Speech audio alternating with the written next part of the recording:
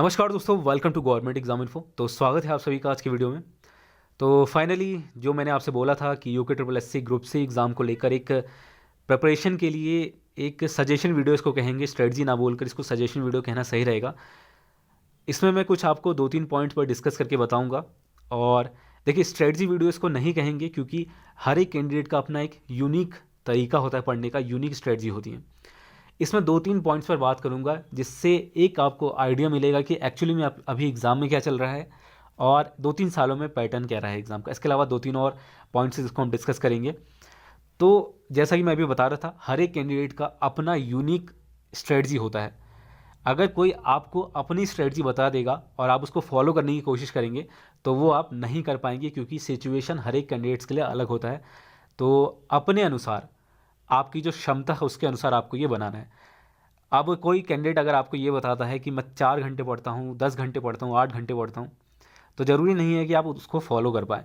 इसीलिए मैं कह रहा हूँ कि अपनी यूनिक स्ट्रेटजी बनाइए, अपनी टाइमिंग देखिए और आपको क्या पढ़ना है क्या नहीं पढ़ना है ये आपको ही डिसाइड करना पड़ेगा। बस मैं यहाँ पर 2-3 चीज़ें बताने वाला हूँ, उसको आप देखिए और अपनी स्ट्रेटजी में उसको इम्प्लीमेंट कर सकते हैं तो कर सकते हैं, अगर आपको ठीक लगे तो। ठीक। देखिए, काफ़ी सारे नेगेटिव कमेंट आ रहे थे, काफ़ी लोग निराश थे, एग्ज़ाम कैंसिल हो गए हैं इस वजह से। तो इवन यहाँ तक भी कह दिया गया है कि अब क्या करें, कोई चॉइस ही नहीं बची हमारे पास। बेरोज़गारों के साथ काफ़ी खिलवाड़ हो रहा है, बिल्कुल सही बात है, हो रहा है। लेकिन इसके लिए आप कर क्या सकते हैं? इसके लिए सिर्फ एक चीज़ किया जा सकता है कि प्रिपरेशन अपनी बनाए रखें। देखिए, अगर आपने तैयारी की थी और एग्ज़ाम कैंसिल हो गया और आप उसको लेकर टेंशन में आ चुके हैं या चिंतित हैं, तो इसका फ़ायदा तो नहीं है। क्योंकि अगर आपने प्रिपरेशन किया था तो एग्ज़ाम 2 महीने बाद हो, 3 महीने बाद हो, 5 महीने बाद हो, एग्ज़ाम जब भी हो, आप उस एग्ज़ाम को ज़रूर निकाल लेंगे, ये बात याद रखिएगा। और पहले मैं सोच रहा था कि ये वीडियो नहीं बनाई जाए, लेकिन बाद में मैंने सोचा कि काफ़ी सारे नेगेटिव कमेंट है तो ये वीडियो बनाई जानी चाहिए, कुछ बातें डिस्कस हो जाए तो ज़्यादा बेहतर है। देखिए, यहाँ पर आप कुछ कोट्स देख रहे हैं जिससे आपको आई होप थोड़े से कुछ पॉजिटिव एनर्जी मिल जाए। पहला कोट आप देख रहे हैं कि आप कभी भी इतने उम्र के नहीं होते हैं कि आप कोई गोल सेट ना कर सकें या फिर कोई नया ड्रीम ना देख सकें। तो ये बात याद रखिएगा, आप ड्रीम कभी भी दे सकते हैं। जो लाइफ है आपको हर पॉइंट पर अपॉर्चुनिटी देती है, बस आपको उसको पहचानना है और उसको लेना है। दूसरी चीज़, यहाँ पर पेशेंस होना काफ़ी ज़रूरी है। एग्ज़ाम कैंसिल होने के बाद सडनली सभी के माइंड में नेगेटिविटी आ जाती है, जो कि एक गलत चीज़ है। माना कि एग्ज़ाम कैंसिल हुए हैं, लेकिन अगर आपने प्रिपरेशन की है या कर रहे हैं तो आपको उसका रिज़ल्ट 100% मिलेगा। अभी जो रिज़ल्ट आया था फॉरेस्ट गार्ड का, बहुत ही देर में आया था, काफ़ी समय लग गया उसको आते आते, काफ़ी चीज़ें उसमें हुई, लेकिन फाइनली जो नाम उसमें कैंडिडेट्स ने अपना देखा होगा, जो भी सेलेक्ट हुए हैं, तो सोचिए उनको कितनी खुशी मिली होगी, चाहे कितना ही समय लगा हो। तो बस इसको याद रखिए, थोड़ा सा पेशेंस रखना पड़ेगा आपको, बाकी प्रिपरेशन आपको करते रहना है। दूसरा, यहाँ पर आप देख सकते हैं, a good teacher is one who keeps on learning through out his life and does not Sai away from learning even from his student. एक अच्छा शिक्षक वही है जो हमेशा सीखते रहता है और इवन अपने स्टूडेंट से भी सीखता है। तो अपने आप को एक टीचर की तरह माने, आप हमेशा लर्न करते रहें और जो चीज़ें आपके पास है, जो नॉलेज आपके पास है, वो अगर शेयर कर सकते हैं तो वो भी करते रहें। तो इसका मतलब यही है कि एक टीचर वही है जो पढ़ता है और पढ़ाता है और दूसरों से भी सीखता है। ठीक, तो वही एक गुड टीचर है। इसके अलावा point number 3, quote number 3, whatever you think that you would be will be, if you think yourself weak, weak you will be, if you think yourself strong, you will be. इसका मतलब यही है कि अगर अपने बारे में आप जो भी धारणा बना लेते हैं, जो भी सोच लेते हैं कि आप कमज़ोर हैं, आप नहीं कर पाएंगे, तो आप नहीं कर पाएंगे। अगर आप सोचते हैं कि आप स्ट्रांग हैं, आप कर लेंगे, जो भी सिचुएशन है आप मैनेज करेंगे। क्योंकि एक बात याद रखिएगा, आप जिस पोजीशन में हैं उससे कहीं ज़्यादा बदतर पोजीशन कई लोगों की है। आप सोचिएगा इस बारे में। कई लोग ऐसे हैं जो आपसे बेकार कंडीशन में हैं, काफ़ी तकलीफ़ में हैं, फिर भी वो हार नहीं मानते। तो आप सोचिए कि आप एक अच्छे पोजीशन में हैं और आप कर लेंगे। स्ट्रांग रहना है आपको, पॉजिटिव रहना है। ठीक है, तो आई होप इससे आपको थोड़ा सा पॉजिटिव एनर्जी मिली होगी।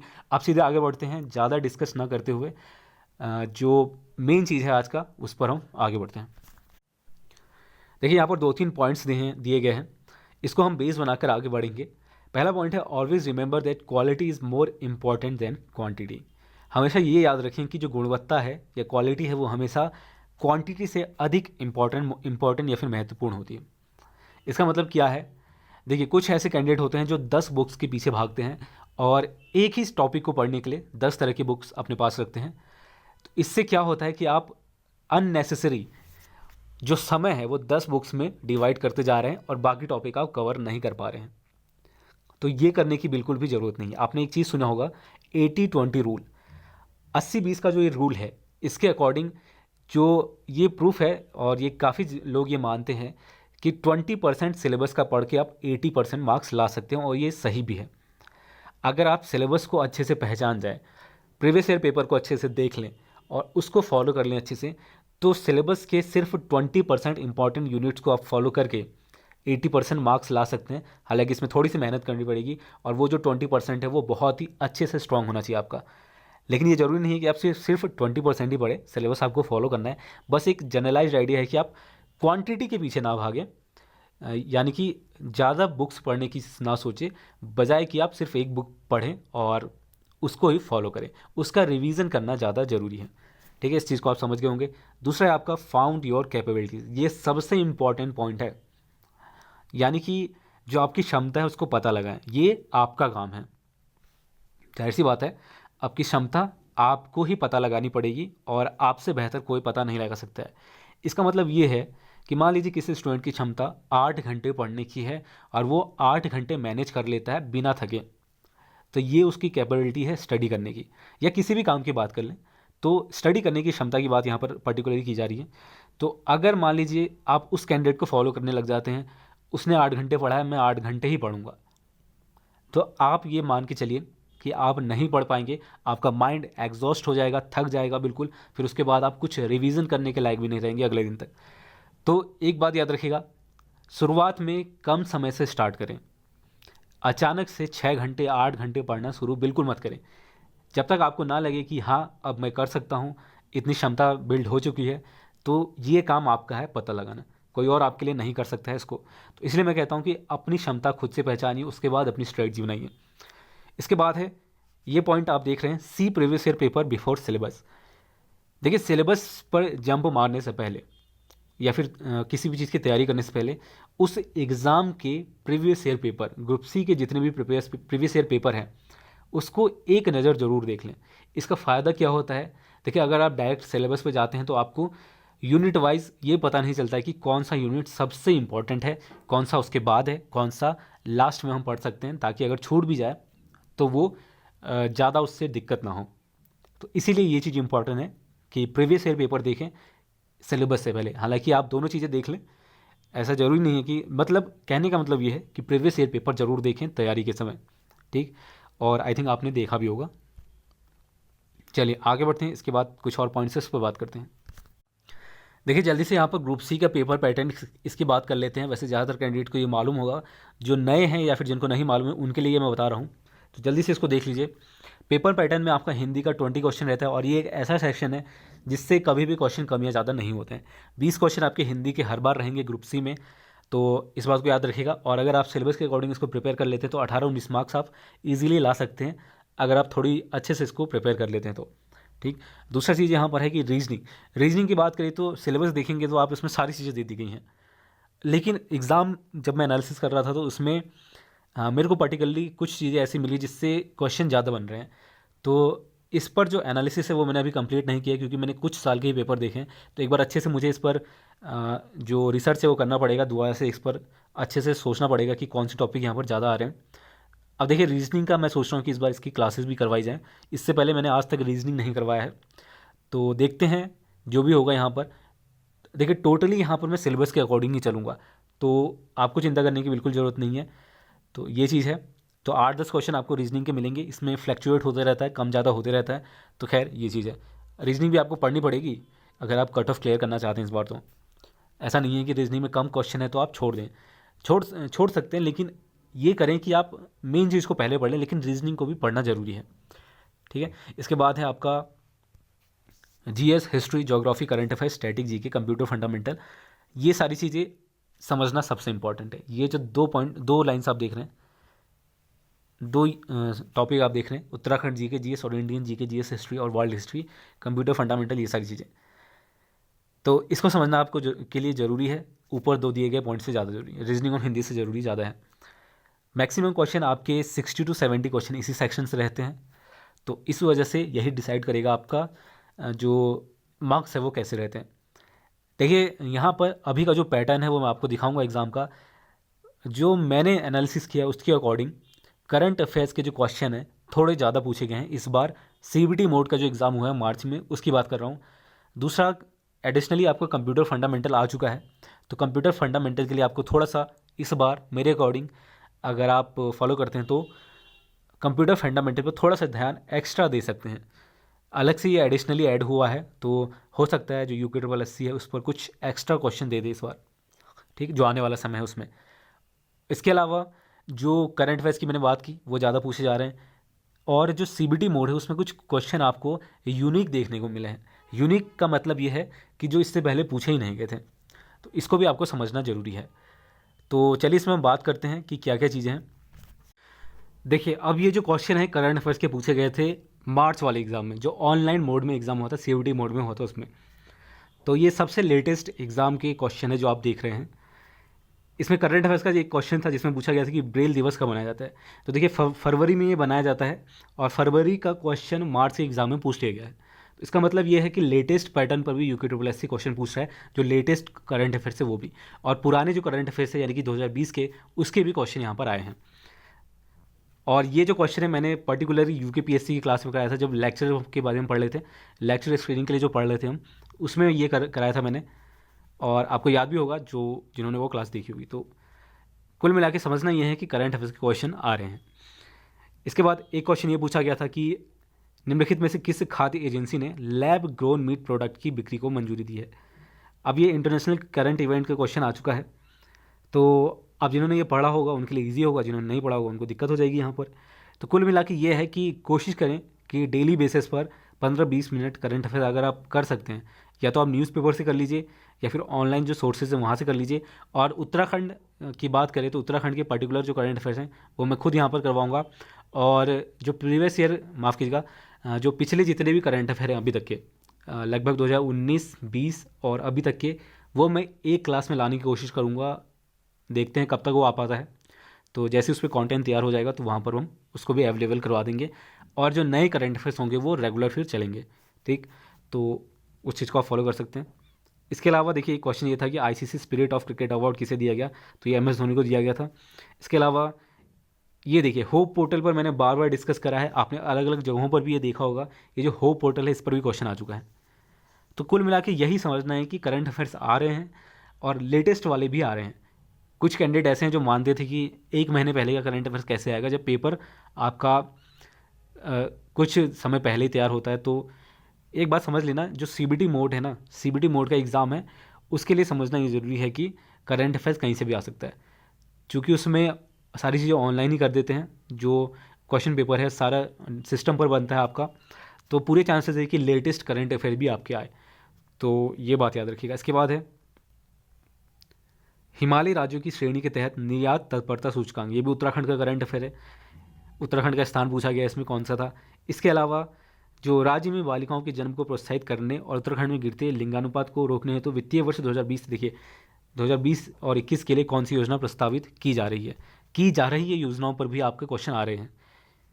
तो यानी कि जो योजना आपके लॉन्च नहीं हुए हैं, ये जिन पर बात हो रहा है, डिस्कशन हो रहा है, वो भी यहाँ पर पूछ लिया गया है।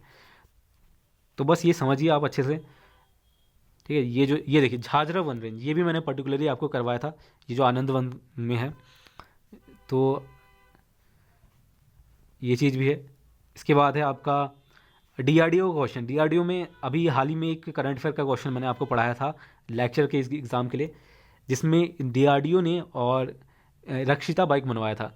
तो हालांकि वो क्वेश्चन तो नहीं पूछा गया, लेकिन स्थापना दिवस पूछ लिया गया है। और स्थापना दिवस जिनको ये मालूम होगा कि क्या है, 1 जनवरी किसका होता है स्थापना दिवस, तो उनको ये आइडिया होगा DRDO का। इसके बाद है ये देखिए जितने भी प्रमुख अभ्यास होते हैं, एक्सरसाइजेज होती हैं डिफरेंट कंट्रीज़ के भी, तो यहाँ पर कुछ एग्जांपल दिए गए हैं। जैसे भारतीय नौसेना के साथ मिलकर दिसंबर 2020 में किसने पैसेज एक्सरसाइज को आयोजित किया। तो कुछ पर्टिकुलर ऐसे एक्सरसाइजेज होते हैं जो होते हैं कंट्रीज़ के बीच, जिसमें अमेरिका वाला इंपॉर्टेंट है, अमेरिका के साथ कौन सा होता है, और कुछ और कंट्रीज़ हैं जिसको आपको पढ़ना चाहिए, और ये मैंने एक्सप्लेन भी किया था अपने एक क्वेश्चन में। इसके बाद है ये देखिए उत्तराखंड का ये क्वेश्चन है, ये दोबारा रिपीट भी हो सकते हैं, ज़रूरी नहीं कि एक बार पूछ लिया गया। तो ये जो रामसर स्थल है, वेटलैंड जो है, ये है आपका असम कंजर्वेशन रिजर्व, यहाँ पर ये बनाया गया है। इसके बारे में मेंशन करूँगा मैं अगले करंट अफेयर क्लास में, तो अच्छे से समझेंगे ये चीज़ है क्या और इससे और किस तरह के क्वेश्चन बन सकते हैं। इसके बाद है पहाड़ी राज्यों में कारोबार में सुगमता में उत्तराखंड का basically ease of doing business का एक क्वेश्चन है।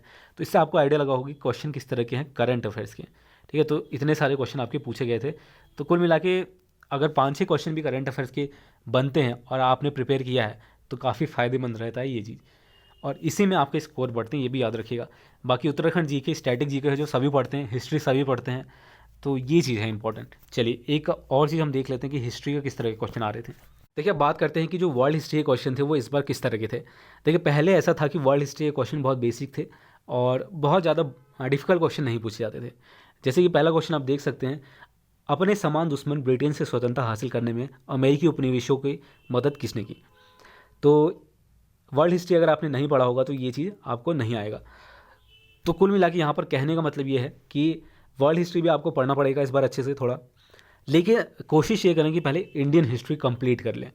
इंडियन हिस्ट्री ज्योग्राफी जो भी है उसको कंप्लीट करने के बाद ही आपको इस यूनिट पर आना है।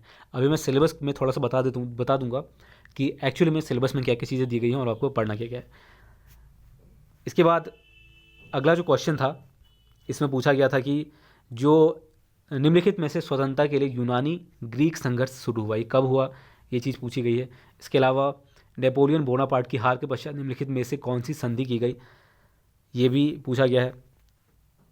ठीक है, तो ये एक्सपेडिशन ऑफ 1000, ये जो इसका जो नेतृत्व है किसने किया। इसके अलावा निम्नलिखित देशों में से किसने 1958 में ग्रेट लीप फॉरवर्ड अभियान शुरू कर दिया। तो ये कुछ क्वेश्चन है जो यूनिक टाइप के क्वेश्चन है और रिपीटेड नहीं है, कहने का मतलब ये है। तो आयोग ने थोड़ा सा पैटर्न चेंज किया है, उसके अकॉर्डिंग आपको चेंज होना पड़ेगा। तो जो मैंने बताया है इंडियन हिस्ट्री पहले पढ़ें, उसके बाद वर्ल्ड हिस्ट्री पर आएँ, और इसकी क्लासेस भी मैं लूँगा तो उसमें हम अच्छे से समझ के पढ़ने वाले हैं। ठीक है, तो इसके बाद बात करते हैं जो आपका सिलेबस है और उसके अकॉर्डिंग इंपॉर्टेंट चीज़ें क्या हैं। देखिए सिलेबस जो है वो तो मैंने आपको बता ही दिया है कि डिवीज़न किस तरह से होता है। हिंदी 20 अंक होता है, बाकी 40 क्वेश्चन रहते हैं। तो इसमें आपका रीजनिंग भी होता है, कंप्यूटर फंडामेंटल भी होता है, तो ये सारी चीज़ें हैं। इसके बाद है आपका, अच्छा हिंदी साहित्य की बात करें या फिर हिंदी की बात करें तो आपको कौन सी बुक फॉलो करनी चाहिए। हिंदी के लिए लूशन की एक बुक आती है, लूशन की बुक अगर आप फॉलो कर लेते हैं तो सफिशिएंट है। बाकी इसमें जो उत्तराखंड की जो प्रमुख बोलियाँ हैं ये एक एडिशनल है, तो इसको आप ऑनलाइन सोर्सेज से आसानी से पढ़ सकते हैं। दूसरी चीज़ यहाँ पर हिंदी साहित्य है, हिंदी साहित्य के लिए एनसीईआरटी की बुक फॉलो कीजिए, सफिशिएंट है, आसानी से आपको पीडीएफ के रूप में ऑनलाइन मिल जाएगा फ्री में, तो कोई बुक लेने की ज़रूरत भी नहीं है इसके लिए। इसके बाद है आपका रीजनिंग की बात करें तो रीजनिंग में मैंने अभी अच्छे से एनालिसिस नहीं किया है, तो एक बार मैं कर लूँ तो आपको बताऊँगा जब भी इसकी क्लासेस स्टार्ट होंगी। ठीक है, इसके बाद आपका हिस्ट्री की बात करें तो हिस्ट्री में मेरे अकॉर्डिंग पहले आपको मॉडर्न हिस्ट्री पढ़ना चाहिए। जब आपका मॉडर्न हिस्ट्री हो जाए तो उसके बाद आपको एंशिएंट हिस्ट्री पढ़ना चाहिए, प्राचीन भारतीय इतिहास, और उसके बाद मध्यकालीन इतिहास। अब ये चीज़ आप पे डिपेंड करेगी कि मान लीजिए आपने मॉडर्न हिस्ट्री पहले से ही पढ़ा है तो आप पहले प्राचीन काल भी पढ़ सकते हैं, प्राचीन इतिहास भी पढ़ सकते हैं, उसके बाद आप मिडिवल हिस्ट्री भी पढ़ सकते हैं। तो आप पर डिपेंड करता है। अगर आप बिगनर हैं तो शुरू से शुरू कीजिए मॉडर्न हिस्ट्री से। मॉडर्न हिस्ट्री में आपको ब्रिटिश ईस्ट इंडिया कंपनी से स्टार्ट करना है, ये इंपॉर्टेंट है। इसमें जो चार्टर एक्ट है इससे क्वेश्चन आ सकता है, और ख़ास तौर से जो गवर्नर जनरल है इससे आपके क्वेश्चन बनते हैं और बने भी हैं। जैसे कि पहले कौन थे, कांग्रेस के टाइम में कौन थे जब कांग्रेस बना था, कांग्रेस आया था। इसके अलावा जो आखिरी थे कौन थे, स्वतंत्र भारत के पहले कौन थे, किसके समय में कौन सी सारी चीज़ें थी, जो प्रमुख घटनाएं हैं वो सारी चीज़ें आपको पढ़नी है। तो सिलेबस के अकॉर्डिंग चलना ही है आपको। वर्ल्ड हिस्ट्री की बात करें तो जो मैंने बताया था कि इसको सेकेंडरी रखें, दूसरे क्रम में रखें, इंडियन हिस्ट्री के बाद रखें। ऐसा नहीं है कि पहले आप वर्ल्ड हिस्ट्री पढ़ लें, वैसे आप पढ़ भी सकते हैं, लेकिन ज़्यादा क्वेश्चन जिससे आते हैं उसको आपको पहले पढ़ना चाहिए, उसको पहले कंप्लीट करना चाहिए। और थोड़ा बड़ा पोर्शन है इंडियन हिस्ट्री का, तो उसको पहले अगर आप कवर कर लें तो ज़्यादा बेहतर है। ठीक है, और ये वर्ल्ड हिस्ट्री की बात करें तो मैंने एक बुक बताई थी आपको लूसेंट की। लूसेंट की एक ऐसी बुक है, रामबाण आप कह सकते हैं ग्रुप सी एग्ज़ाम के लिए, जिसमें सारे टॉपिक आपके कवर हो जाते हैं, वर्ल्ड हिस्ट्री से लेकर और इंडियन हिस्ट्री तक सारी चीज़ें। इंडियन हिस्ट्री में भी सारे टॉपिक यहाँ पर कवर। पर प्रॉब्लम यह है कि उसमें चीज़ें दी गई हैं लाइन्स में, और लाइन्स में चीज़ें दी गई हैं तो उसको याद करने में बड़ी दिक्कत होती है। तो ये चीज़ आपको डिसाइड करना पड़ेगा कि आपको कैसे याद रखना है। इंडियन हिस्ट्री की बात करें तो इंडियन हिस्ट्री में आप एक चीज़ कर सकते हैं कि मान लीजिए किसी पर्टिकुलर ईयर में कोई घटनाएं हुई या कोई आंदोलन हुए, उसको आपको एक सेक्शन में बना लेना है और उसमें सारी चीज़ें नोट कर लें कि इस साल और क्या क्या चीज़ें हुई हैं। तो इससे क्या होगा कि उस साल के आपके सारे आंकड़े आपके पास होंगे, तो आपका ये डाउट नहीं होगा कि इस साल क्या क्या चीज़ें हुई हैं, ये डाउट आपको नहीं रहेगा। तो ये चीज़ एक बेहतर तरीका है कि आप इस तरह से पढ़ सकते हैं। बाकी कोई इसका ट्रिक नहीं है कि कैसे याद करें, पढ़ना है बस, आपको सीक्वेंस बना लेना है कि पर्टिकुलर ईयर में कौन सी घटनाएं हुई हैं, तो ये आपको एक बेनिफिट मिल सकता है। बाकी आपका इंडिविजुअल तरीका भी हो सकता है कि अगर आपने कुछ अलग तरीका सोचा है पढ़ने का तो वो भी आप फॉलो कर सकते हैं। बाकी ज्योग्राफी की बात करें तो इसमें ज़्यादातर क्वेश्चन आपके कृषि वगैरह से रहते हैं, प्रमुख फसलें, कृषि और जो परियोजनाएं हैं उससे रहते हैं।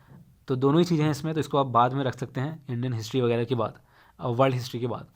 इसके बाद सामान्य ज्ञान, पॉलिटी से आपके बहुत क्वेश्चन रहते हैं, तो पॉलिटी को आपको पहले पढ़ लेना है। इंपॉर्टेंट चीज़ है, जो प्रमुख आंदोलन हुए इसको भी आपको पहले पढ़ लेना है, ठीक है।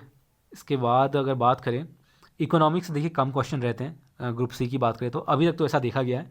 बाकी जनरली मेरे हिसाब से कम रहता है इसमें। इकोनॉमिक के देखिए क्वेश्चन इस तरह के रहते हैं कि करंट अफेयर्स के सेक्शन से ही इकोनॉमिक में दिया जाता है। जैसे कि बजट की बात करें तो बजट से आपको क्वेश्चन मिल सकते हैं। इसके अलावा कृषि के जो प्रमुख कृषि योजनाएं हैं उस पर क्वेश्चन आपको देखने को मिल सकते हैं। तो ये सारी चीज़ें, तो प्रमुख योजनाएं यानी कि कृषि पर बेस्ड क्वेश्चन आपको मिल सकते हैं इसमें। बाकी करंट अफेयर्स में सारी चीज़ें आपको पढ़नी पड़ेगी, इसमें कोई एक्सेप्शन नहीं है, ये सारी चीज़ें जो दी गई हैं।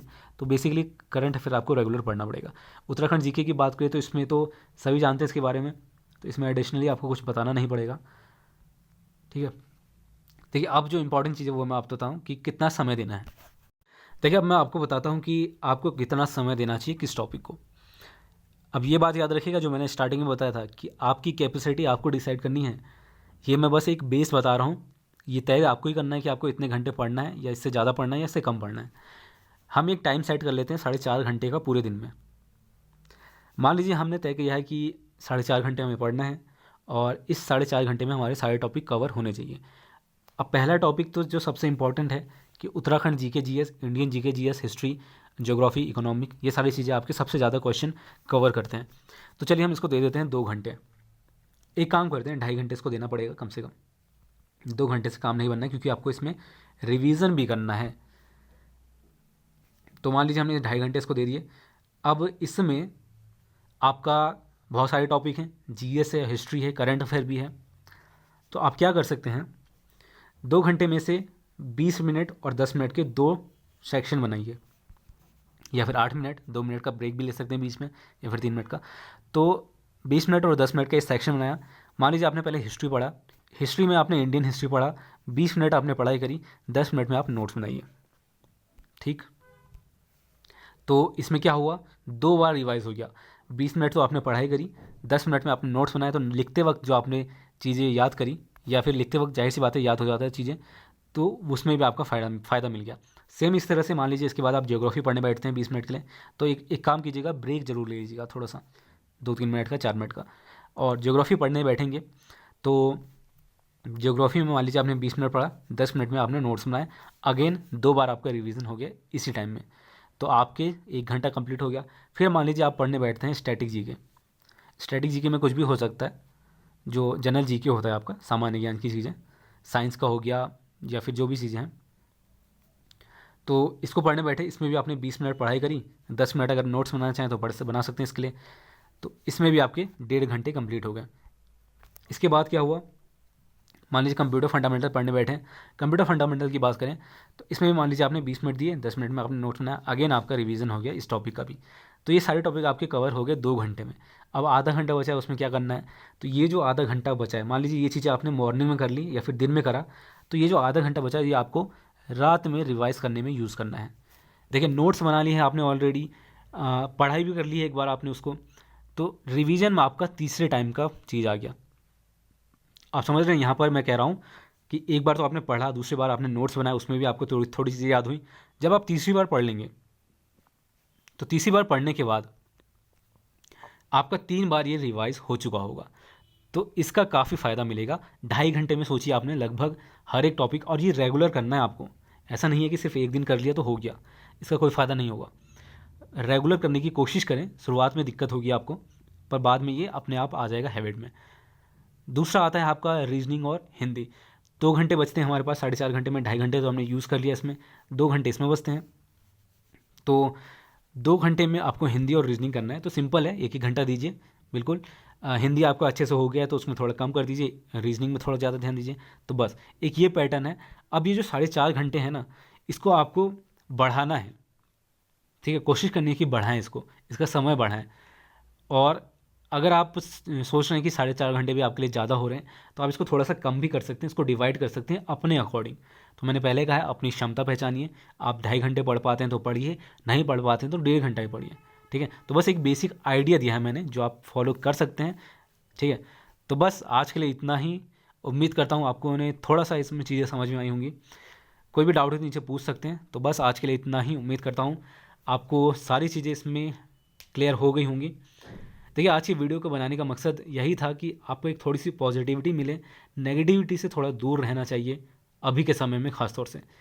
तो बस तब तक के लिए धन्यवाद। मिलते हैं आपसे अगले वीडियो में।